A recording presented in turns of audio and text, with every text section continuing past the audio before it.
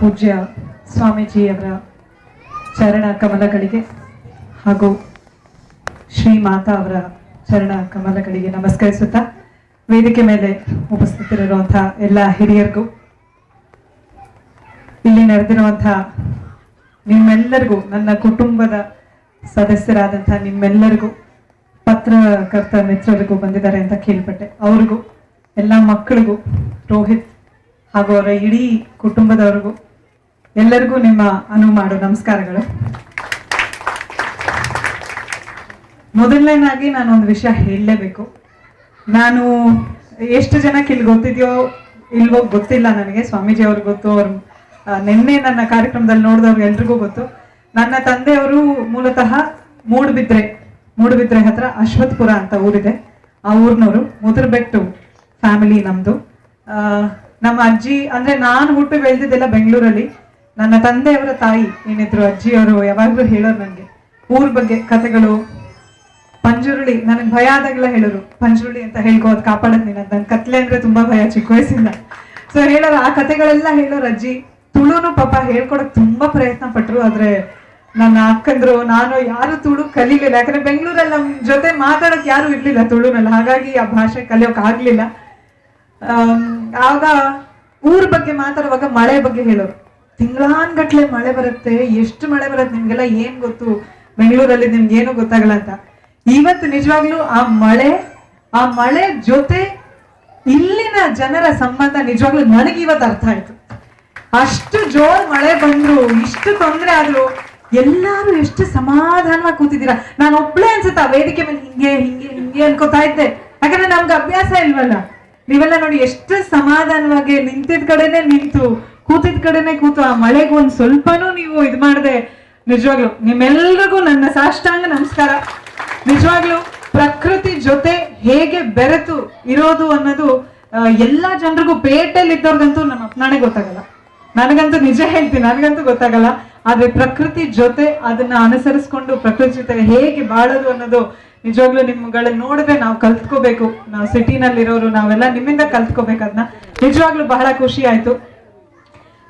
ಒಂದು ಅದ್ಭುತವಾದ ಕಾರ್ಯಕ್ರಮ ಇವತ್ತು ಮಾಡಿ. ರೋಹಿತ್ ನನಗೆ ಹೇಗೆ ಪರಿಚಯ ಅಂದ್ರೆ, ಕಿಶು ಅಕ್ಕ ಅಂತ ಕರಿತೀನಿ ನಾನು. ಕಿಶೋರಿ ಶೆಟ್ಟಿ ಅವರು ನನಗೆ ಅಕ್ಕನ ಸಮಾನ. ಅವರು ಆಕೆಯ ತಂಗಿ ಬಂದು ನನ್ನ ಸ್ನೇಹಿತೆ, ನನ್ನ ಗೆಳತಿ. ಅವರ ಮೂಲಕ ಕಿಶೋರಿ ಅವರ ಪರಿಚಯ ಆಗಿ, ಕಿಶೋರಿ ಅಕ್ಕನಿಂದ ನನಗೆ ರೋಹಿತ್ ಅವರ ಪರಿಚಯ ಆಯ್ತು. ಹೋದ ವರ್ಷ ಪುಣೆಗೆ ನನ್ನನ್ನ ಒಂದು ಕಾರ್ಯಕ್ರಮಕ್ಕೆ ಕರೆಸ್ಕೊಂಡಿದ್ರು, ಕನ್ನಡ ಕಾರ್ಯಕ್ರಮಕ್ಕೆ. ಅಲ್ಲಿಂದ ಪರಿಚಯ ಆಗಿದ್ದು ರೋಹಿತ್ ಅವರು. ಅದಾದ್ಮೇಲೆ ನಾನ್ ಸ್ವಲ್ಪ ಸೈಡ್ ಕೊಟ್ಟೋದೆ, ಯಾಕಂದ್ರೆ ನಮ್ಮ ಅಮ್ಮ ರೋಹಿತ್ ಫುಲ್ ಫ್ರೆಂಡ್ಸ್ ಆಗೋಗ್ಬಿಟ್ರು. ಇಬ್ರು ಅಮ್ಮ ಮಗ ರಿಲೇಶನ್ಶಿಪ್. ಇವ್ರ ಅಮ್ಮ ಅಂತ, ಅವ್ರ ಕಂದ ಅಂತ. ನಾನಂದ್ರೆ ಇದೇನಿದು, ನನ್ನನ್ನು ಮರ್ತು ಬಿಟ್ರಲ್ಲ ಮಧ್ಯದಲ್ಲಿ ಅಂತ. ಆದ್ರೂ ಬಹಳ ಖುಷಿ ಆಗುತ್ತೆ. ನನ್ನ ಅಣ್ಣನ ಸ್ಥಾನಕ್ಕೆ ರೋಹಿತ್ ಅವ್ರು ಬಂದಿದ್ದಾರೆ. ಅಮ್ಮಂಗೆ ಅವ್ರಿಗೆ ತುಂಬಾ ಪ್ರೀತಿ, ಒಬ್ರು ಕಂಡ್ರೆ ಒಬ್ರು. ನನಗೆ ಗೊತ್ತಿರಲ್ಲ, ಯಾವತ್ತ ಶೂಟಿಂಗ್ ಮುಗಿಸ್ಕೊಂಡು ಮನೆಗೆ ಬಂದಾಗ ಅಮ್ಮ ಹೇಳ್ತಾರೆ, ರೋಹಿತ್ ಫೋನ್ ಮಾಡಿದ್ದ ಇವತ್ತು ಅಂತ. ಓ ಏನ್ ಸಮಾಚಾರ, ಅವ್ರವರೇ ಮಾತಾಡ್ಕೊಡ್ತಿರ್ತಾರೆ ಸಮಾಚಾರ ಎಲ್ಲ. ಸೊ ಬಹಳ ಖುಷಿ ಆಗುತ್ತೆ. ಇಂಥ ಒಂದು ಒಳ್ಳೆ ವ್ಯಕ್ತಿಯ ಪರಿಚಯ ನನಗಾಯ್ತು ಅಂತ. ಯಾಕೆ ಮಾತು ಹೇಳ್ತಾ ಇದೀನಿ ಅಂದ್ರೆ, ದೇವರು ಎಲ್ಲಾರ್ಗೂ ಶಕ್ತಿ ಕೊಡಲ್ಲ. ನಮ್ಮ ವಿನೋದ್ ಹೇಳಿದ್ರು ಆರ್ಥಿಕ ಶಕ್ತಿ ಅಂತ. ಎಲ್ಲಾರ್ಗೂ ದೇವ್ರು ಅನುಕರಿಸಲ್ಲ. ಆದ್ರೆ ಅದರಲ್ಲಿ ಎರಡು ರೀತಿ ಜನ ಇರ್ತಾರೆ. ಅದು ಹೇಗೆ ಅಂದ್ರೆ, ಕೆಲವೊಬ್ರಿಗೆ ದೇವ್ರು ಕೊಡ್ತಾನೆ, ಕೊಟ್ಟಿದ್ದನ್ನ ಅವ್ರು ಬಚ್ಚಿ ಮನೇಲಿ ಇಟ್ಕೋತಾರೆ ಜೋಪಾನವಾಗಿ. ಯಾರ ಜೊತೆನೂ ಹಂಚ್ಕೊಳ್ಳೋದು ಬೇಡ, ನಮ್ ಜೊತೆ ನಮ್ಮ ಹತ್ರ ಇದೆ ಅಂತ ಹೇಳೋದು ಬೇಡ ಅನ್ನೋ ಜನ ಒಂದು ಸ್ವಲ್ಪ ಜನ ಇರ್ತಾರೆ. ಆದ್ರೆ ಆಪೋಸಿಟ್ ಗುಂಪಿಗೆ ಸೇರಿದವರು ರೋಹಿತ್. ಅವ್ರಿಗೆ ಏನು ಶಕ್ತಿ ಸಾಮರ್ಥ್ಯ, ಅವರು ಕಷ್ಟಪಟ್ಟು ಏನು ಇಷ್ಟು ಮಟ್ಟಕ್ಕೆ ಬೆಳೆದಿದ್ದಾರೆ, ಅದನ್ನ ಬೇರೆಯವ್ರ ಜೊತೆ ಹಂಚ್ಕೊಂಡಾಗ ಹಿರಿಯರು ಹೇಳ್ತಾರೆ, ಅದೇ ನಾವು ಎಷ್ಟು ದಾನ ಮಾಡ್ತೀವೋ ಅದ್ರ 10 ಪಟ್ಟು ದೇವರು ವಾಪಸ್ ನಮಗ್ ಕೊಡ್ತಾನಂತೆ. ಸೊ ಆ ರೀತಿ ನಿಜವಾಗ್ಲೂ ರೋಹಿತ್ಗೆ ಅವ್ರು ಮಾಡ್ತಿರುವಂತಹ ಅದ್ಭುತವಾದ ಕೆಲಸಗಳಿಗೆ ಆ ದೇವ್ರು ಇನ್ನೂ ಹೆಚ್ಚು ಹೆಚ್ಚು ಅವ್ರಿಗೆ ಶಕ್ತಿ ಕೊಟ್ಟು ಒಳ್ಳೊಳ್ಳೆ ಕೆಲಸಗಳು ಮಾಡುವಷ್ಟು ಧೈರ್ಯ, ಶಕ್ತಿ ಎಲ್ಲವನ್ನೂ ಆ ದೇವರು ಅವ್ರಿಗೆ ಕೊಡ್ಲಿ ಅಂತ ನಾನು ಕೇಳ್ಕೊತೀನಿ. ಯಾಕಂದ್ರೆ ಈಗಿನ ಕಾಲದಲ್ಲಿ ನಂದು ನನಗೆ ಅನ್ನೋರು ಹೆಚ್ಚು, ಅಂಥದ್ರಲ್ಲಿ ನಮ್ಮದು, ನಮ್ಮವರು, ನಮ್ಮೂರ್ನವರು, ನನ್ನ ಶಿಕ್ಷಕರು, ನನ್ನ ಕುಟುಂಬದವರು ಅಂತ ಭಾವಿಸೋರು ತುಂಬಾ ಕಡಿಮೆ. ಅಂಥದ್ರಲ್ಲಿ ರೋಹಿತ್ ಒಬ್ರು. ನಿಜವಾಗ್ಲೂ ನಾನು ಬಹಳ ಹೆಮ್ಮೆ ಪಡ್ಕೋತೀನಿ. ನಾನು ರೋಹಿತ್ ತಂಗಿ ಅಂತ ಹೇಳ್ಕೊಳಕ್ಕೆ ನಿಜವಾಗ್ಲೂ ನನ್ಗೆ ತುಂಬಾ ಖುಷಿ ಆಗ್ತದೆ. ಒಂದು ನೋಡಿ, ಯಾವುದೇ ಕಾರ್ಯಕ್ರಮ ಬಹಳ ಗ್ರ್ಯಾಂಡ್ ಆಗಿ ಮಾಡಿ ಲಕ್ಷಾನ್ಗಟ್ಲೆ ಜನ ಬರ್ಬೇಕು ಅನ್ನೋ ಅವಶ್ಯಕತೆ ಇಲ್ಲ. ಕುಟುಂಬದ ಮಟ್ಟಕ್ಕೆ ಇಷ್ಟು ಮಾಡ್ಕೊಂಡು ಆ ಮಳೆ ಬಂದ್ರು ನೀವೆಲ್ಲ ನಿಂತು ಕಾರ್ಯಕ್ರಮ ನೋಡ್ತೀರ, ಅದೇ ತೋರಿಸುತ್ತೆ ಈ ಕಾರ್ಯಕ್ರಮದ ಒಂದು ವಿಶೇಷನೇ ಅದು. ಆ ಪ್ರೀತಿ ಎಲ್ಲ ಕಾಣ್ತಾ ಇರುವಂತ ಪ್ರೀತಿನೇ ನಿಜವಾಗ್ಲೂ ವಿಶೇಷ ಈ ಕಾರ್ಯಕ್ರಮಕ್ಕೆ ಅಂತ ನನ್ಗನ್ಸುತ್ತೆ. ಸೊ ರೋಹಿತ್ ಅವ್ರಿಗೂ ಅವ್ರ ಕುಟುಂಬದವ್ರಿಗೂ ಎಲ್ಲರಿಗೂ ಒಳ್ಳೇದಾಗ್ಲಿ. ನನಗೆ ಶಿಕ್ಷಕರು, ನನ್ನ ಶಾಲೆ ಅಂದ್ರೆ ಬಹಳ ಪ್ರೀತಿ ಇದೆ. ನನ್ನನ್ನು ಈ ಓಲ್ಡ್ ಸ್ಟೂಡೆಂಟ್ಸ್ ಪ್ರೋಗ್ರಾಮ್ಸ್ ಮಾಡಿ ನನ್ನ ಕರ್ಸ್ಕೊಂಡಿದ್ದಾರೆ. ಸ್ಕೂಲ್ಗೆ ಯಾವಾಗ ಅವಕಾಶ ಸಿಗುತ್ತೋ ಅವಾಗ ಹೋಗ್ತಾ ಇರ್ತೀನಿ. ಇಂಥ ಒಂದು ಕಾರ್ಯಕ್ರಮದಲ್ಲಿ ಅವರ ಶಿಕ್ಷಕರಿಗೆ ಸನ್ಮಾನ ನನ್ನ ಕೈಲಿ ಮಾಡಿಸಿದ್ರು, ಮೇಡಮ್ ಅವ್ರಿಗೆ. ನಿಜವಾಗ್ಲೂ ನನಗೆ ಬಹಳನೇ ಸಂತೋಷ ಆಯ್ತು. ಆ ಸೌಭಾಗ್ಯ ನನಗೆ ಸಿಕ್ಕಿದ್ದಕ್ಕೆ ರೋಹಿತ್ಗೆ ನಾನು ಥ್ಯಾಂಕ್ಸ್ ಹೇಳೋಕೆ ಇಷ್ಟಪಡ್ತೀನಿ. ನಾನು ಈಗಲೂ ಕೂಡ ನನ್ನ ವಿದ್ಯಾಭ್ಯಾಸನ ಮುಂದುವರಿಸ್ತಾ ಇದ್ದೀನಿ. ಆಶ್ಚರ್ಯ ಆಗ್ಬೋದು ನಿಮ್ಗೆ ಈಗೇನು ಓದ್ತಾ ಇದ್ದೀನಿ ಅಂತ. ಬಹಳ ಮುಂಚಿನಿಂದ ಆಸೆ ಇತ್ತು ನನಗೆ ನನ್ನ ಓದನ್ನ ನಾನು ಮುಗಿಸ್ಬೇಕು ಅಂತ. 2009ರಲ್ಲಿ ಕರ್ನಾಟಕ ಯೂನಿವರ್ಸಿಟಿ ಧಾರವಾಡನಿಂದ, ನನ್ನ ತಂದೆ ಓದಿದ್ದು ಧಾರವಾಡಲ್ಲಿ, ಹುಟ್ಟಿದ್ದು ಮೂಡುಬಿದ್ರೆ, ಅಶೋಕ್ಪುರದಲ್ಲಿ, ಓದಿದ್ದೆಲ್ಲ ಹುಬ್ಳಿ ಧಾರವಾಡಲ್ಲಿ. ಅಲ್ಲಿ ನಾನು ಸೇರ್ಕೊಂಡು ನನ್ನ BA ಮುಗಿಸಿ ಈ ವರ್ಷ MA ಮಾಡ್ತಾ ಇದ್ದೀನಿ. ಹೋದ ವರ್ಷ ಮೊದಲನೇ ವರ್ಷ ಮುಗೀತು, ಈಗ ಫೈನಲ್ ಇಯರ್ MA ಕಟ್ತಾ ಇದ್ದೀನಿ. ಮೇ ಕೊನೆಯಲ್ಲಿ ಎಕ್ಸಾಮ್ ನನಗೆ. ಸೊ ಶಿಕ್ಷಕರ ಒಂದು ಮೌಲ್ಯ ಏನು ಅಂತ ನನಗೆ ಗೊತ್ತಿದೆ. ಯಾಕಂದ್ರೆ ನನಗೆ ಬೆಂಗಳೂರಲ್ಲಿ ಇಬ್ರು ಶಿಕ್ಷಕರಿದ್ದಾರೆ, ಲೆಕ್ಚರರ್ಸ್. ಅವರು ಬಿಡೋ ಸಮಯದಲ್ಲಿ ನನಗೆ ಅವರು ಸಹಾಯ ಮಾಡ್ತಾ ಇದ್ದಾರೆ ಎಕ್ಸಾಮ್ ಬರೀಲಿಕ್ಕೆ. ಯಾಕಂದ್ರೆ ಸಹಾಯ ಇಲ್ಲದೆ, ಶಿಕ್ಷಕರಿಲ್ಲದೆ ನಾವು ಎಕ್ಸಾಮ್ ಬರೆಯೋಕೆ ಸಾಧ್ಯ ಇಲ್ಲ. ಎಷ್ಟೇ ನಾವು ಓದ್ಕೊಂಡ್ರು ಅವ್ರು ಹೇಳ್ಕೊಟ್ಟಾಗ ನಮ್ಮ ತಲೆಗೆ ಅದು ತಕ್ಷಣ ಹೋಗುತ್ತೆ. ಸೊ ನಿಜವಾಗ್ಲೂ ಶಿಕ್ಷಕರ ಮೌಲ್ಯ ಏನು ಅಂತ ಗೊತ್ತು.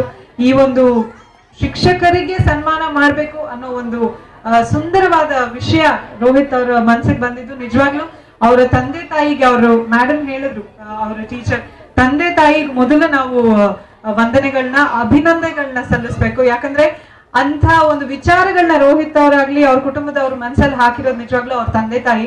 ಸೊ ಅವ್ರಿಗೂ ನನ್ನ ವಂದನೆಗಳು, ಅಭಿನಂದನೆಗಳು, ನನ್ನ ನಮಸ್ಕಾರಗಳು. ಹಾಗೆ ಬಹಳ ಪ್ರೀತಿಯಿಂದ ನೀವೆಲ್ಲ ನಿಂತು ಕಾರ್ಯಕ್ರಮ, ಮಳೆ ಬರ್ತಾ ಇದ್ರು, ಕಾರ್ಯಕ್ರಮ ನೋಡಿ ಸಂತೋಷ ಪಟ್ಟಿದ್ದೀರಾ, ಕಾರ್ಯಕ್ರಮದಲ್ಲಿ ಭಾಗವಹಿಸಿದ್ದೀರಾ. ನಿಮ್ಮೆಲ್ರಿಗೂ ಕೂಡ ನಮಸ್ಕರಿಸ್ತಾ, ಇನ್ನೊಂದು ವಿಶೇಷ ಏನು ಅಂತಂದ್ರೆ, ನಾನು ಸಾಮಾನ್ಯವಾಗಿ ಫಂಕ್ಷನ್ಗೆ, ಇದಕ್ಕೆ ಶೂಟಿಂಗ್ ಹೋದ್ರೆ ಅಮ್ಮ ಬಿಡುವಿದ್ರೆ ಅಮ್ಮ ನನ್ನ ಜೊತೆ ಬರ್ತಾರೆ.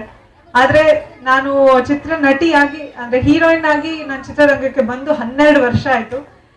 ಈ 12 ವರ್ಷದಲ್ಲಿ ಇದೇ ಮೊದಲನೇ ಬಾರಿ ನನ್ನ ದೊಡ್ಡಮ್ಮ ಶ್ರೀಮತಿ ಗೀತಾ ಅವ್ರೇನಿದ್ದಾರೆ, ನನ್ನ ಅಮ್ಮನ ಅಕ್ಕ, ಅವರು ಮೊದಲನೇ ಸಾರಿ ಅವರು ನಾನು ಚಿತ್ರರಂಗಕ್ಕೆ ಬರಕ್ಕೆ ಕಾರಣ ಅವರು. ಯಾಕಂದ್ರೆ ನನಗೆ ಹೃದಯ ಚಿತ್ರಕ್ಕೆ ಅವಕಾಶ ಬಂದಾಗ ದೊಡ್ಡಮ್ಮ ಮನೇಲಿದ್ರು. ಪಾರ್ವತಮ್ಮ ಅವ್ರ ಮನೆಯಿಂದ ಫೋನ್ ಬಂದು ನಾನು ಶಿವರಾಜ್ ಕುಮಾರ್ ಅವ್ರ ಜೊತೆ ಹೃದಯ ಚಿತ್ರಕ್ಕೆ ಅವಕಾಶ ಬಂದಿದೆ ಅಂತ ಗೊತ್ತಾದಾಗ ಅಮ್ಮಂಗೆ ಭಯ ಆಗ್ಬಿಡ್ತು. ಅಯ್ಯೋ, ಏನು ಓದ್ತಿದ್ದಾಳೆ, ಎಕ್ಸಾಮ್ ಶುರು ಆಗ್ತಿದೆ ಇನ್ನೊಂದು ವಾರದಲ್ಲಿ, ಏನ್ ಮಾಡೋಣ ಅಂತ. ಆಗ ನಮ್ ದೊಡ್ಡಮ್ಮ ಹೇಳಿದ ಮಾತು, ಅವಳ ಹಣೆ ಬರದಲ್ಲಿ ಬರ್ದಿದ್ರೆ ಆಗತ್ತೆ, ಪರವಾಗಿಲ್ಲ, ನೀನ್ ಒಪ್ಸು, ಅವಳು ಮಾಡ್ಲಿ ಒಂದ್ ಚಿತ್ರ ಮಾಡಾದ್ಮೇಲೆ ಅವಳಿಗೆ ಇಷ್ಟ ಇದ್ರೆ ಮುಂದುವರಿಸ್ಲಿ, ಇಲ್ಲಾಂದ್ರೆ ಓದ್ ಕಂಟಿನ್ಯೂ ಮಾಡ್ಲಿ ಅಂತ ದೊಡ್ಡಮ್ಮ ಹೇಳಿದ ಮಾತು. ಅವ್ರ ಮಾತಿನಿಂದಾನೇ ನಾನು ಆ ಧೈರ್ಯ ಬಂತು ನನಗೆ, ಸರಿ ನಾನು ಮಾಡೋಣ ಈ ಚಿತ್ರ, ನೋಡೋಣ ಅಂತ ಹೇಳಿ. ಸೊ ಮೊದಲನೇ ಬಾರಿಗೆ ಅವರು ಈ ಕಾರ್ಯಕ್ರಮಕ್ಕೆ ನನ್ನ ಜೊತೆ ಬಂದಿದ್ದಾರೆ. ಇದೇ ಮೊದಲನೇ ಸರಿ ನಾನು ವೇದಿಕೆ ಮೇಲೆ ಮಾತಾಡ್ತಿರೋದು, ಅವ್ರು ನೋಡ್ತಿರೋದು ಅನ್ಸುತ್ತೆ. ಸೊ ಆ ಒಂದು ಅವಕಾಶ ಮಾಡಿಕೊಟ್ಟಿದ್ದಕ್ಕೂ ರೋಹಿತ್ಗೆ ಥ್ಯಾಂಕ್ಸ್. ಕಡೆಯಲ್ಲಿ ನಗರ ಗುತ್ತಿ, ಕರೆಕ್ಟಾ? ನಗರಿ ಗುತ್ತಿ ಕುಟುಂಬದ ಎಲ್ಲ ಸದಸ್ಯರಿಗೂ, ಇಲ್ಲಿ ನೆರೆದಿರುವಂತಹ ನಿಮ್ಮೆಲ್ಲರಿಗೂ ನನ್ನ ಕಡೆ ಮಾತು, ನಿಮ್ಮ ಪ್ರೀತಿ, ಆಶೀರ್ವಾದ ಸದಾ ನನ್ನ ಮೇಲೆ ಹೀಗೆ ಇರಲಿ. ಕಲಾವಿದೆಯಾಗಿ ಇನ್ನೂ ನಾನು ಬಹಳ ಒಳ್ಳೊಳ್ಳೆ ಪಾತ್ರಗಳು ಮಾಡಬೇಕು, ಸಿನಿಮಾಗಳು ಮಾಡಬೇಕು ಅನ್ನೋ ಆಸೆ ನನ್ನಲ್ಲಿದೆ. ನಿಮ್ಮ ಆಶೀರ್ವಾದ ನನ್ನ ಮೇಲಿದ್ರೆ ಖಂಡಿತ ನನ್ನ ಆಸೆ ಪೂರೈಸುತ್ತೆ ಅಂತ ನಾನು ಭಾವಿಸ್ತೀನಿ. ನಿಮ್ಮೆಲ್ಲರ ಆಶೀರ್ವಾದ ನನ್ನ ಮೇಲೆ, ನನ್ನ ಕುಟುಂಬದವ್ರ ಮೇಲೆ ಇರಲಿ.